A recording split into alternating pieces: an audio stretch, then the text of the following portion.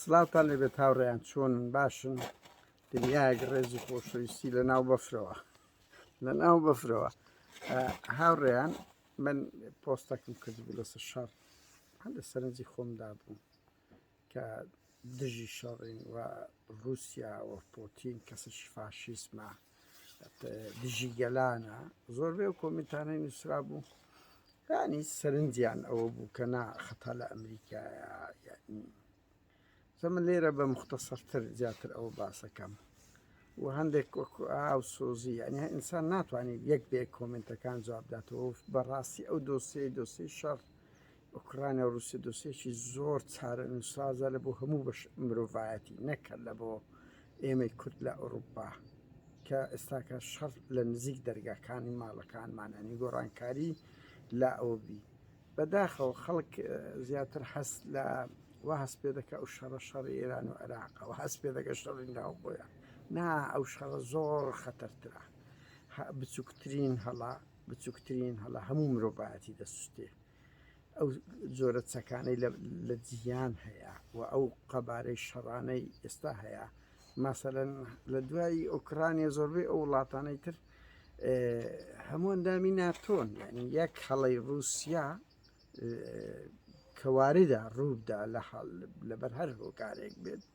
جەنجی جیهانی سێم و تەفروت و ناکردنی بەشەریەتە بۆیە دەبێت قەبارەکەی خۆی بە هەند هەربژیژێ وەکو شەڕەکە کە ئەوە شەڕی عێراق و ئەمریکا نییە عێراق و ئەفغانستانیش نییە و شەڕی سووریا و نازام ئەو شتانە نییە ئەوە جەنجی جیهانیە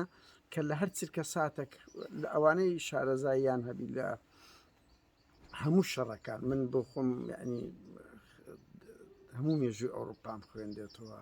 لە کۆن و نوێیەکە لە نوێیەکەی هەمووتان دەزانن یەک جەنجی جیهانی یەک و دوو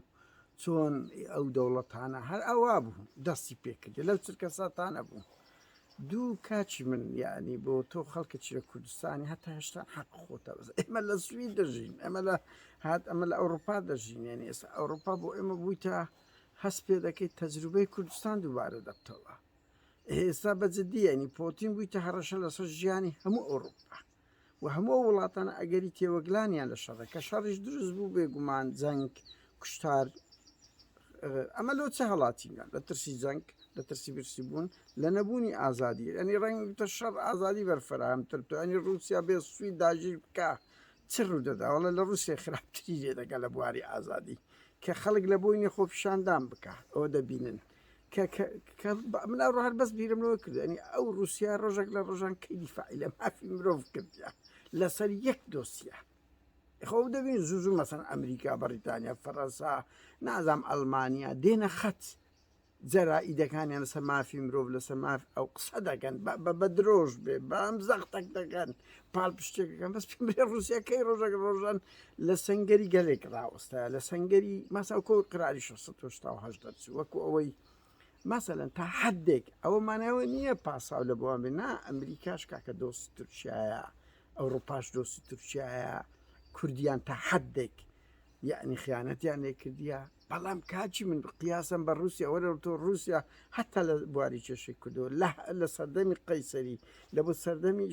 شوعیەت کەمەش بە خۆمە ماوێک هەواداری ئەو بن بەولین شۆک کە قەسابخانە لە بن پیلی کرایە و رووسیا هاریکار بووە لەوەی 37 کورد بنمونە لەو هەموو شۆڕشەی کورد لە باکوور با بێن یەک کاریکاریان کردبی لە قیمەی ئیشتراکێتی و شوعیەتیاندا یعنی کەکەی رووسیا ڕۆژێک لە ڕۆژان سوودەچرە بۆ گەلی کورد لە بواری کێشەی نەتۆی هەبووە جگە لە 600 جارێک لە مەنغۆلیا لە ڕێی مەنغۆلیا لە ئومەمتەحیدا هەڕەشەیان لە عێراق کردیا بڕۆن سەیر بکەن مێژووەکی بخراپیە بەڵام بەدەر لەوە هاوڕیان ئێستا کێشە لەسەر کێشەی کورد نەوەستایە گەنا منیش مەسەن کوردێکی باکوور بم گەریلا بم ئەرەوەڵات مەسەن دژی ئەمریکا زیاتر دەبی بەڵام رووسیاش خۆوە لە سووریا چ دەورێکی خراپی لە ئەفرین دیانی تو ناتوانانی هەردوو لە لۆ کورد بە ئاسی جیا خراپن بەڵام وەڵی هەموو کات بەرێ ڕۆژ ئەوە قیاسم بە رووسیا لە بۆ کێشەی کورد باشتر بوون ئەوە خاڵێک دووش کاچی من بەدەر لەوە ئێمە وەکو گوتم لە ئەوروپا دەژین ئێمە لە ترسی جەنگ کەڵاتی لە ترسی برسێتی و نەبوونی کار وەزعێکی خراپ لە ترسی نەبوونی ئازادی ئێمە تخوا مەعقولە ئەمە یعنی لە بۆ ئەوەی وڵات چییە پۆتین دەڵێ ناتۆ گەشتە بن پیلم دەبی شەڕ بکەم دەی بچم وڵاتەشکە داگیر بکەم ئەو وڵاتانە لۆ ویستی ئوکرانیا بۆ ویستی ببتە ئەندامی ناتۆ لەبەر ئەوەی لە سوی رووسیا دەترسێن هەموو ئەو وڵاتە گچکانە ترسیان لەوە هەیە کە سەر لە نوێ بە مۆدی لەشکەیەتی سۆڤێت بە مۆدیری قەیسەری هەمویان ئازادیان لێ وەربگیرێتەوە بۆیە دەچن دەبنە ئەندام ئەوە لە سویدە کە لە دوو جەنگ خۆی پاراستیە ١ خەڵک نەک حزبەکان زۆربەی حزبەکانی ژەگەڵ ئەوەن ببنە ئەندامی ناتۆ نەک لە عاشقی ناتۆ لەوەی خۆیان بپارێزن لە فیلەندە لە 150 خەڵک لەگەر ئەوەیە بتە ئەندامی ناتۆ لە ترسی بربەریەتی دکتاتۆریەتی پوتینە کاکە و کابرایە هاتیە دەیەوێت سەر لە نوێ ئەمزادەکی ڕووسی شۆڤینی بەسە هەموو گەلانی ئەو منتیقەیەدا زاڵ بکاتەوە بۆ خەڵک خۆی لە پەنای ناتۆی دەشارتەوە یعنی ئەوە هەندێ دوو خەتەرە نازەمە دەکەزە دوو قوتبی باش کاکە دوو قوتبی خەتەرە لە بۆ جەنگ یعنی ئەوە یەک هەڵەی وە پۆتین بیکە یان ئەوە ناتۆ بیکە بۆ ڕەنگی ناتۆش ڕۆژێک بیکە کاکە بە شەریەت دەسوستێ بە شەریەت ئەو ژیانە خۆش و ئەو دنیا جوانە هەمووی دەفەوتێ هەمووی دەفەوتێ ئەنی کەس ئەوە نەبیتن جەنگ ئەگە لە ئەوروپا ڕوودا ناگاتە کوردستان قەت چاوەڕێ مەکە وەڵا وەکو شخاتە نییە کە لە شتێک بدەی یەک لە دوو یەک گڕدەگری وەش ئەو جەنگانە ئەوە نییە وەچەوەی ئێستای ئوکرانیاش بە هیوان کە من بڕۆ ناکەم بگاتێ بەڵام ئەگە بگاتێ بە شەریەت دەسووتێ بە شەریەت یعنی ژیان دەگەڕێتەوە بۆ سەدەی کۆن هەر باش ئێسێمە لە سوید وە پێمان دەڵێن کاکە ڕادیۆی بکردن ڕادیۆی بکردن پاتری تێدابی لەبەر ئەگەر هەیە ئینتەرنێت نەمینێ ئەگەر هەیە سیارە بنزین و ئەوانە هەموو یعنی نەگاتە شوێنی خۆی وهستا بنزین گەشتە لای ئێمەزان لە مێژووی بە شەریەت بنزین نەگەشتە 21 کڕۆنوە یعنی هەموو شت خواردن نامینێ دزی پەیدا دەبی لەو ئەوروپای چەند وڵاتەی ئەوروپی خۆشگوزەرانی هەبوو باشترین نمونەوەی داری و بەرخڕ لەو 12 وڵاتی دەکات من زۆرم پێ سەیران خەڵکەیە مەسەن دژی ڕۆژ ئەوانی کە لە کاتێکدا 1001 درۆ دەلەسە دەکەن 1000 ڕێگا دەبرن 1000 ئەوە دەکەن بەس بگەنە ئێرە ئیقامەیەکیان بدرێتێ ئێلو غێر لەبەر ژیانێکی فەراهەم ئازادی عەدالەتێکی کۆمەڵاتی قیاسەن بە هەموو دەوڵەتەکان بکە مناڵێن بەهەشتا قیاسەن بۆی دابین کرایە بۆیە ئەو خەڵکە هەموو درۆ فرتوفێر و ڕێگاکی سەخت دەبریتن بەس بگاتە ئەو چەند وڵاتە باشە لۆ خەڵک ناستە ئیتالیاش نەک لە مەککە و ئێران و ئەفغانستان هەر خەڵک ناستە ئیتالیا بەرمونە زۆر دێتە فەڕەنسا دێتە بەریتانیا دێتە سوی ئەسکەندەنافیا و سەر وڵاتە یعنی دەستە کەنەدای لەبەر ئەوی لێن دەر ئازادی و عەدالەتی کۆمەڵاتی لە هەمووان زیاتر هەیە بەهەرحاڵ ئەوەی پۆتین وەی کردیا ئەو دەوڵەتانە لە ترسان دەسن دەبنە ئەندامی ناتۆ دوو پۆتینە تەپلی جەنگ لێ دەدا ڕاستە ئەمریکا لە ئەفغانستان تالیبانی ڕوخان جەنجی کرد ڕاستە سەدامی کرد بەس بڕوا بکەن ئەنی بێویژدانیەت و بێ سەدام و تالیبان بهینێ بە ئاستی سیستەمە کە لە ئوکرانیت بە دیموکراسیە دێن هەڵبژاردن دەکرێت و لە ناو قەڵبی دڵی ئەوروپایە مەدەنیەتە چیانێت تو بێ مقیاسی بە تالیبان بکەیت من نازانم بەشەشی زۆری لەو برا مسلمانانە لەبەر ئەوەی ئەمریکا زدی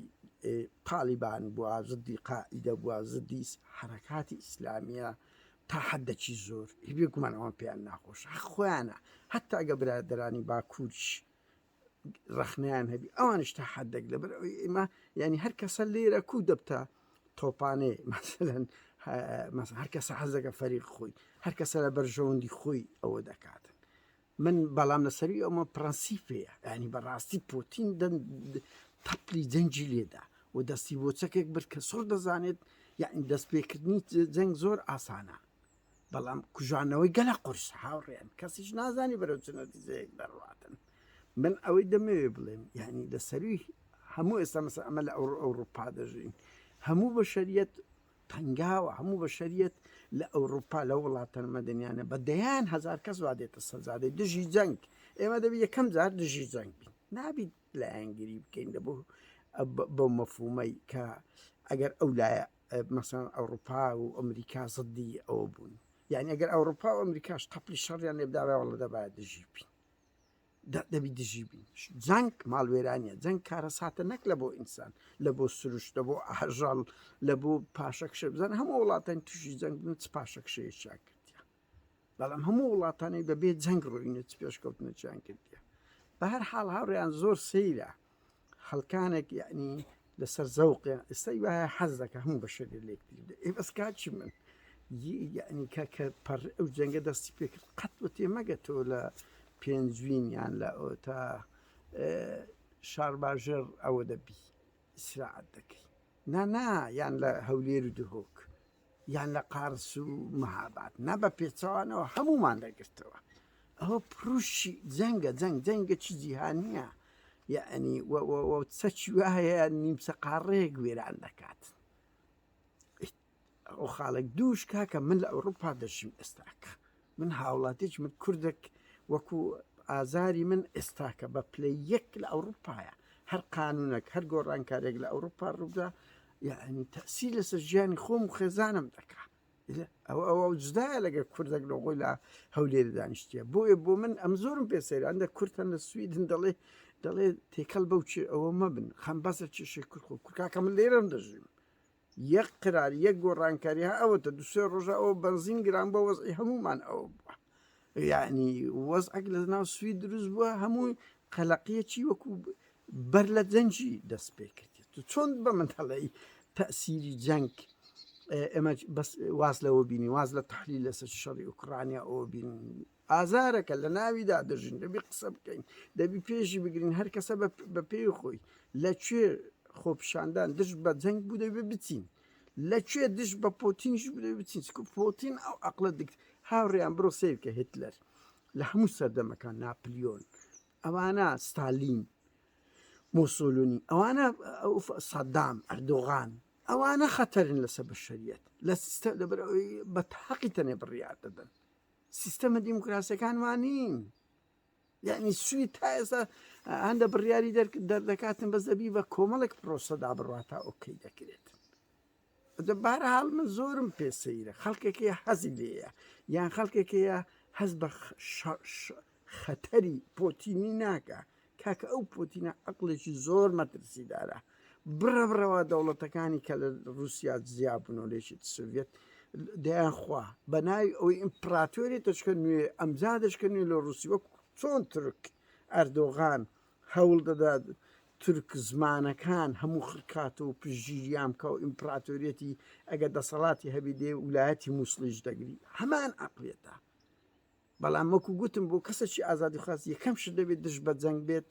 جەنگ ماڵوێرانیە هەر کەسێک دەست پێ بکە بەوەی سەدام و ئەفغانستانیشەوە بەڵام کاکە ڕوخانی تاالبان نەچێ و ڕوخانی سیستەمەشی وەکو ئۆکرانیا لەچێ کە گەلەکەی ئەوە دەبینی چ مقاومەتێک دەکە کاچی من زۆر شەرمە گەلێکی بندەست تەشجیعی داگیرکاری بکە یان عوزری لە بۆ پۆتین تۆڵە ئەمنی قەومی دەکەویتە خەتەر ئەردۆغانی شەمان ئەو ئەوانە دەکاتن دەڵێتن ئەمنی قەومیم کردتە خەتەر بە تێڕوانینی تورکە شۆڤینی ڕاستە یعنی ئەمنی بوونی کێشەی کورد بوونی گەریلا بوونی شەروانان لە ڕۆژئاوا ئەمنی قەومی تورکی دەکاتە خەتەر ئەگەر ئەتە ئەو شەرعیەتە